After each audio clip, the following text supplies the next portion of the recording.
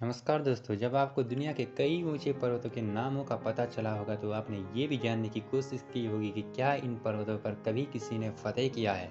और आपने फिर ये पाया होगा कि दुनिया के जितने भी ऊंचे पर्वत हैं उन पर लगभग हर किसी पर्वत पर लोग फतेह कर चुके हैं।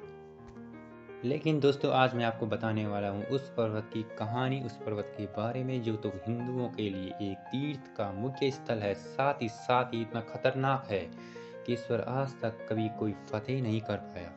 जी हाँ दोस्तों, हम बात करें कैलाश पर्वत की। आप जानते ही होंगे, हिंदू धर्म में कैलाश मानसरोवर यात्रा का बेहद ही खास महत्व है और कैलाश मानसरोवर को भगवान शिव का निवास स्थल माना जाता है। इसके अलावा कैलाश पर्वत दुनिया का सबसे अद्भुत पर्वत माना जाता है। बता दें, कैलाश मानसरोवर यात्रा पर गए सभी श्रद्धालु लोग दूर से ही कैलाश पर्वत के चरण छूते हैं। और दोस्तों, ये भी माना जाता है कि जो लोग कैलाश आकर शिव के दर्शन करता है उसके लिए मोक्ष का रास्ता खुल जाता है। कैलाश पर्वत की ऊंचाई लगभग 6,600 मीटर से अधिक है, जो दुनिया की सबसे ऊंचे पर्वत माउंट एवरेस्ट से लगभग 2200 मीटर कम है।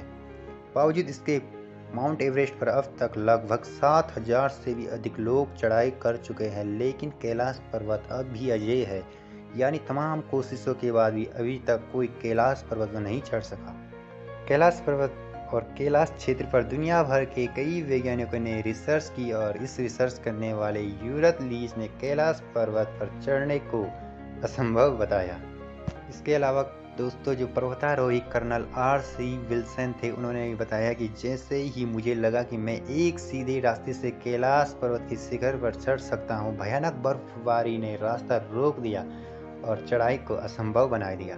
दोस्तों, इसके अलावा भी कई पर्वतारोहियों का दावा है कि कैलाश पर्वत पर चढ़ना असंभव है। रूस के एक पर्वतारोही सर्गेई सिस्टियाकोव ने बताया कि जब मैं पर्वत के बिल्कुल पास पहुंच गया तो मेरा दिल तेजी से धड़कने लगा और मैं उस पर्वत के बिल्कुल सामने था जिस पर आज तक कोई चढ़ नहीं सका। अचानक मुझे बहुत ही कमजोरी महसूस होने लगी और मन में ये ख्याल आने लगा कि मुझे यहाँ और नहीं रुकना चाहिए। और उसके बाद जैसे जैसे हम नीचे आते गए तो हमारा मन हल्का होता गया।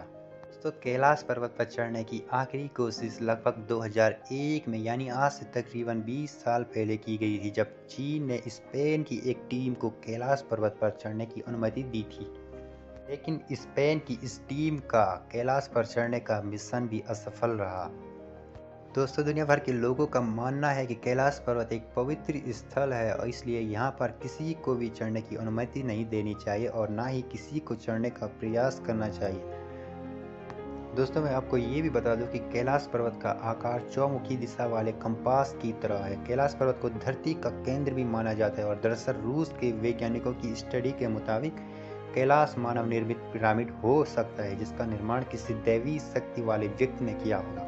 इसके अलावा दोस्तों, जो दूसरी स्टडी की गई उसमें कैलाश पर्वत को वर्ल्ड पिलर कहा गया है, यानी उसे ब्रह्मांड का केंद्र बताया गया है। इसके अलावा अलग अलग धर्म में अलग अलग जगहों को धरती का केंद्र भी माना जाता है। दोस्तों, कैलाश पर्वत को धरती का केंद्र मानने की कई वजह है, जैसे कि कैलाश पर्वत में पृथ्वी का भौगोलिक केंद्र है। दूसरा, यहाँ आसमान और धरती का मिलन भी बताया जाता है और साथ ही साथ यहाँ चारों दिशाओं का केंद्र बिंदु भी बताया जाता है। दोस्तों, जानकारी के लिए मैं आपको ये भी बता देता हूँ कि कैलाश के दक्षिण में सूर्य जैसी संरचना वाला एक ताल है जिसे ब्रह्मताल कहते हैं और इसके दर्शन के लिए दुनिया भर से यहाँ श्रद्धालु लोग आते हैं। लेकिन इससे 1 किलोमीटर की दूरी पर एक और ताल यानी राक्षस ताल है, लेकिन वहाँ कोई नहीं जाता है। और अब जानते हैं ऐसा क्यों है कि ब्रह्मताल के पास हर श्रद्धालु जाता है लेकिन राक्षस ताल के पास कोई नहीं जाता। तो पहला कारण ये है दोस्तों कि ब्रह्मताल का पानी मीठा है जो पीने योग्य है और राक्षस ताल का पानी खारा है। दूसरा जो मेन कारण है दोस्तों वो ये है कि हिंदुओं में ये प्रथा और ये मान्यता है कि ब्रह्मताल पवित्र ताल है, जबकि राक्षस ताल अपवित्र ताल माना जाता है। राक्षस ताल